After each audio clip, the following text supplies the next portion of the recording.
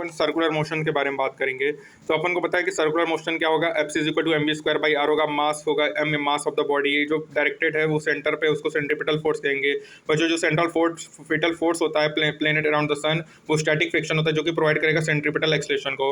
बच्चों यहाँ पे अपन बात करेंगे तो स्टैटिक फ्रिक्शन अपोज करेगा इंपीडिंग मोशन ऑफ द कार को, जो कि अवे करेगा सर्कल से। और यहाँ पे अपन पाते हैं कि यहाँ पे जो होता है फ्रिक्शन होगा म्यूएस आर जी होगा, जो कि इंडिपेंडेंट होगा मास ऑफ द कार पे। और ये बताता है कि जो म्यूएस और आर होगा, यहाँ पे जो मैक्सिमम स्पीड होगा सर्कुलर मोशन का कार का, वो होगा under root mu S R G होगा बच्चों। ठीक है, ये हो गया बच्चों। अब motion of car level road पे अपन को तीन चीज़ की रिक्वायरमेंट है, वेट है, नॉर्मल रिएक्शन है, फ्रिक्शन फोर्स है बच्चों।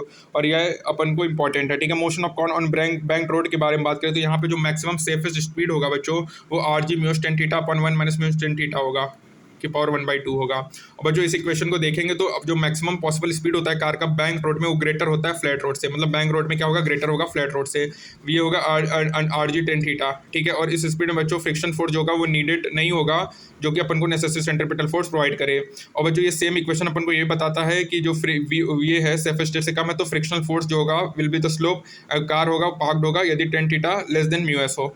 ठीक है बच्चों, यह सब हमारे न्यूमेरिकल है। सॉल्विंग प्रॉब्लम इन मैकेनिक्स के बारे में बात करेंगे तो यहाँ पे जो सबसे इंपॉर्टेंट पॉइंट है बच्चों, ये इंपॉर्टेंट है कि जो इंपॉर्टेंट पॉइंट यहाँ रिमेंबर है कि जो एक्शन रिएक्शन पेयर है उसमें कॉन्स्टिट्यूट होता है म्यूचुअल फोर्सेज, जो कि इक्वल होगा और अपोजिट होगा बिटवीन टू बॉडीज। जो प्रैक्टिस होता है बच्चों free drawing free body diagram का, वो अपन को हेल्प करेगा प्रॉब्लम्स इन मैकेनिक्स को सॉल्व करने के। अब अपन बच्चों बात करेंगे समरी के बारे में। तो पहले अरिस्टोटल थे, अरिस्टोटल ने बताया कि फोर्स नेसेसरी होता है बॉडी को मूव करने के लिए। ठीक है, दूसरा गैलोली ने बोला कि उन्होंने लॉ ऑफ इनर्शिया बताया, Newton first of law motion को, जो बताता है कि यदि कोई बॉडी रेस्ट में तो रेस्ट पे होगा, मोशन में तो मोशन में होगा, जब तक उसमें कोई एक्सटर्नल फोर्स अप्लाई ना किया जाए। यदि एक्सटर्नल फोर्स बॉडी पे जीरो बच्चों एक्सलेशन जीरो होगा, मोमेंटम होगा एम इंटू वी होगा। Newton second law of motion होता है F is equal to D P by D T, या F is equal to M A होगा बच्चों। ठीक है, ऐसा यूनिट फोर्स का न्यूटन होता है बच्चों। ये वेक्टर इक्वेशन है, सेकंड लॉ कॉन्स्टिट्यूट करता है फर्स्ट लॉ से। ये एप्लीकेबल होता है पार्टिकल के लिए, सिस्टम ऑफ पार्टिकल्स के लिए। ठीक है, और यहाँ पे जो सेकंड लॉ है उसको अपन लोकल लॉ भी कहते हैं। ठीक है, ये डिपेंड नहीं करेगा हिस्ट्री ऑफ मोशन पे।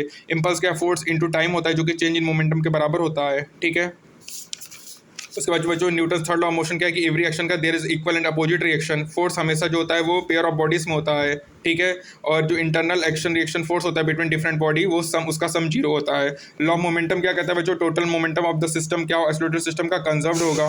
ठीक है, ये फॉलो करता है सेकंड एंड थर्ड लॉ को। फ्रिक्शन फोर्स क्या है बच्चों, ये रिलेटिव मोशन होता है जब दो सरफेस कांटेक्ट में होते हैं। ठीक है, और स्टैटिक फ्रिक्शन अपोजिंग करेगा इंपीडिंग रिलेटिव मोशन को, kinetic friction actual relative motion को क्या करेगा, अपोज करेगा। फ्रिक्शन होगा म्यूस इंटू आर होगा, म्यू के इंटू आर होगा। ठीक है, और यहाँ पे देखा गया कि एक्सपेरिमेंटली जो म्यू होता है वो लेस देन होगा म्यू से। ठीक है, अब बात करेंगे पॉइंट्स ऑफ फाउंडर में कि जो फोर्स होता है वो हमेशा डायरेक्शन ऑफ मोशन के अकॉर्डिंग नहीं होगा। यदि वेलोसिटी जीरो है तो बॉडी मोमेंटरी रेस्ट होगा। इसका मतलब ये नहीं है कि एक्सलेशन है जो नेसेसरी हो जीरो हो। ठीक है, और बच्चों यदि force on a body given time determine होता है। ठीक है, जो मूवमेंट होता है released, okay, second law of motion में F is equal to M A होगा बच्चों। ठीक है, उसके बाद देखो सेकंड लॉ ऑफ मोशन में एफ स्टैंड करेगा नेट फोर्स होगा। ठीक है, एक्सटर्नल एजेंसी ए क्या होगा, इफेक्ट ऑफ फोर्स होगा, M A should not be recorded होगा। ठीक है, सेंट्रीपिटल फोर्स क्या होता है बच्चों, अनदर काइंड ऑफ फोर्स होता है जो कि सर्कुलर मोशन के द्वारा प्रोवाइड किया जाता है। ठीक है, स्टैटिक फ्रिक्शन बच्चों सेल्फ एडजस्टिंग फोर्स है। ठीक है, ठीक है, मैक्सिमम वैल्यू होगा into play, M G is equal to R होता है बच्चों। टर्म एक्शन एक्शन होगा थर्ड लेस ऑफ मोशन को बताएगा। ठीक है, जो कि म्यूचुअल फोर्सेस होता है बिटवीन पेयर ऑफ बॉडीज में। ठीक है बच्चों,